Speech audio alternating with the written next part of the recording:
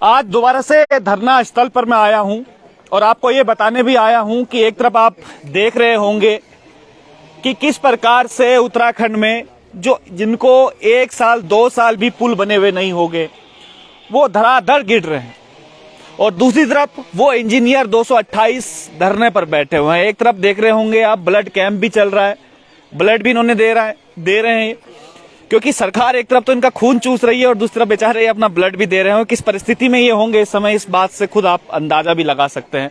228 irrigation पद मेरे ख्याल से कितने दिन हो गए भाई? अभी हमें 90 दिन से ज्यादा हो गए। 90 दिन से ज्यादा हो गए और 92 डेज के आसपास इनको हो गए हैं। और ये बात मैं आज इसलिए भी आपको बता रहा हूँ, ये आपने देखा होगा जो एक पुल टूटा था कुछ दिनों पहले, कहाँ का पुल था वो? यही था सर, रायपुर में जो पुल टूटा था भोपाल पानी के आसपास। और ये पहली कोई घटना नहीं थी, इससे पहले भी आपने देखा होगा जो ऋषिकेश और देहरादून को जो मार्ग जोड़ता है वो पुल भी धराशायी हो गया था। उसके अलावा रायपुर पे ही 2 बार वहां पर पुल भी टूट चुके हैं। केवल ये देहरादून राजधानी की बात नहीं है, ये बात पूरे उत्तराखंड की। हम जहां तहां खबर देखते हैं कि आए दिन पुल टूटने की सूचना हमें मिलती रहती है और जो योग्य इंजीनियर हैं वो यहाँ पर धरने पर बैठे हुए हैं। तो खुद ही इस बात से अंदाजा लगा सकते हैं कि ये पुल आखिर टूटते क्यों होंगे। क्या लगता है आपको, क्यों टूटते होंगे पुल ये?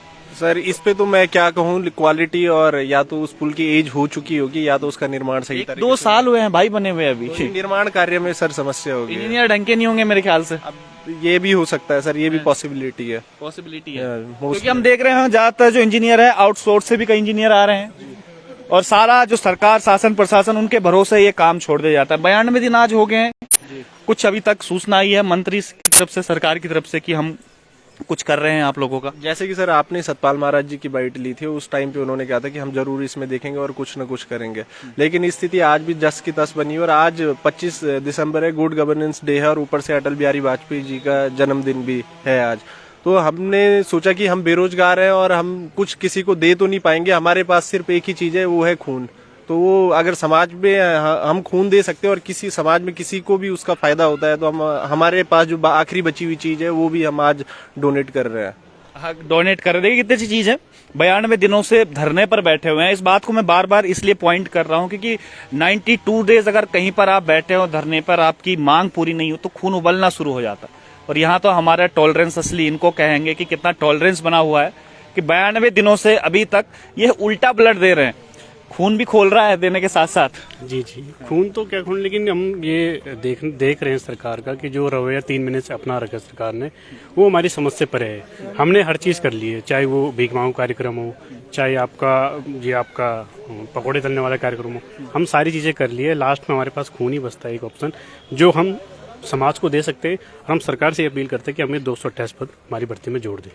खून नहीं खोल रहा है पर खून तो खोलेगा ही, स्वाभाविक युवा हैं, लेकिन क्या कर सकते हैं, हम बैठने के अलावा कुछ कर नहीं सकते यहाँ पे। जी अब देख रहे होंगे कि ब्लड डोनेशन कैंप भी यहाँ पर लगा हुआ है। 92 दिन काफी हो जाते हैं। एक तरफ हमारी सरकार जिस समय आई थी तो वादे उस समय कर रही थी कि 0 टॉलरेंस हम लोग रखेंगे और अभी तक इनकी सुध लेने कोई नहीं आया। तो इससे पता चलता है कि असली टॉलरेंस किनके पास है, क्योंकि युवा 92 दिनों से यहाँ पर बैठे हुए हैं। आप भी हमारे भाई, आपने भी दे दिया ब्लड? जी सर। आप तो यार वैसे कमजोर से हो रहे हो बैठे बैठे ब्लड भी दे दिया ऊपर से। जी सर, अब हमने सोचा कि गुड गवर्नेंस डे है और स्वर्गीय अटल बिहारी वाजपेयी जी का जन्मदिन भी है, तो इस अवसर पे हम अपना रक्तदान करके सरकार को भी ये मैसेज देना चाहते हैं कि हम युवा यहाँ पे बैठे हैं और हम तब तक संघर्ष करेंगे जब तक हमारी मांग मानी नहीं जाती है और हमारे जो 228 पद हैं वो भर्ती में जोड़ नहीं लिए जाते। तब तक हम ऐसे ही संघर्ष करते रहेंगे और सरकार को मतलब तरह तरह से अपना मैसेज कन्वे करते रहेंगे कि हम और भी बहुत सारी चीजें कर सकते हैं अपनी मांगों को मनवाने के लिए। तो ये भी एक प्रकार का मैसेज आप दे रहे हैं सरकार को ब्लड डोनेट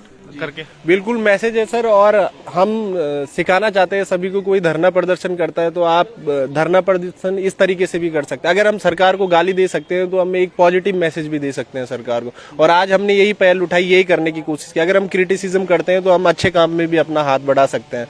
ये मैसेज दे के हम ये बताना चाह रहे हैं कि आप इनसेंसिटिव हो, लेकिन हम लोग बहुत ज्यादा सेंसिटिव है।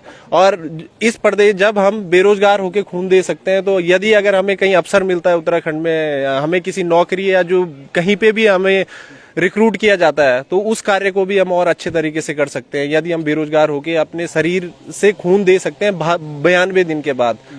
यहाँ पे सर, जबकि आप देखो कि यहाँ पे ना किसी की अच्छी डाइट है ना नाश्ता होता है, फिर भी हमने ये प्रयास किया है कि अगर हमारे पास खून है और हम एक आध यूनिट अगर डोनेट कर दें और किसी की जान बच जाए उससे और किसी को फायदा हो जाए, इसलिए हम लोग आगे आए और एक पॉजिटिव मैसेज जनरेट करने की कोशिश की, क्योंकि डे ही सर आज गुड गवर्नेंस डे है। तो जब डे ही गुड गवर्नेंस डे है तो हमने उसकी एक पहल की। अब देखते हैं सरकार इस पे क्या करती है। वाकई में हम यूं ही नहीं कहते कि उत्तराखंड को कहा जाता है कि यहाँ के लोग बड़े सीधे साधे, वो देखने को मिल रहा है। 92 दिन को आज हो गए हैं, 228 इरिगेशन इनका अभी तक पद नहीं भरे गए हैं। उसके बाद भी देखिएगा यहाँ पर ब्लड डोनेट कर रहे हैं। यहाँ पर आते हैं, अच्छे से खाना, आप खुद ही समझ सकते हैं कि जहाँ पर धरना स्थल होता है वहाँ पर खाना पीना इतने अच्छे से नहीं हो पाता है, कमजोरी शरीर में आ जाती है, लेकिन उसके बावजूद भी ब्लड डोनेट ये कर रहे हैं। असली टॉलरेंस इसे कहेंगे। और हमारी सरकारें जो हैं वो अभी तक इनसे मुंह फिरोए बैठी हुई, इनकी तरफ ध्यान नहीं दे रही है। आखिर गुड गवर्नेंस की बात करने वाले इनकी युवाओं की तरफ क्यों नहीं देख रहे हैं, जो युवा प्रदेश की बात कर।